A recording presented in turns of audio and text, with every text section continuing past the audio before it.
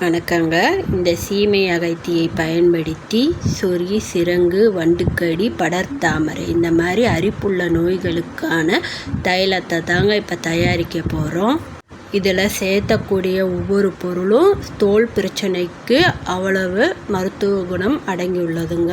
இந்த தைலத்தை காலை மாலை விடாமல் அரிப்பு இருக்கிற இடத்துல நீங்கள் தேய்ச்சி கொடுத்துக்கிட்டே வந்தீங்கன்னா அந்த அரிப்பு தொல்லையிலிருந்து நீங்கள் விடுபடலாங்க. இதில் இருக்கிற ஒவ்வொரு பொருளும் அவ்வளவு மருத்துவ குணம் அடங்கியிருக்கு.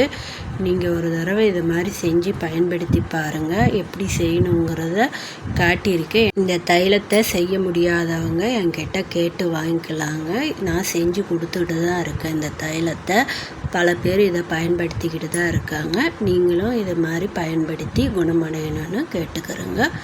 இந்த பிரச்சனையினால் பாதிக்கப்பட்டவங்க யாராவது இருந்தால் அவங்களுக்கு இந்த வீடியோ ஷேர்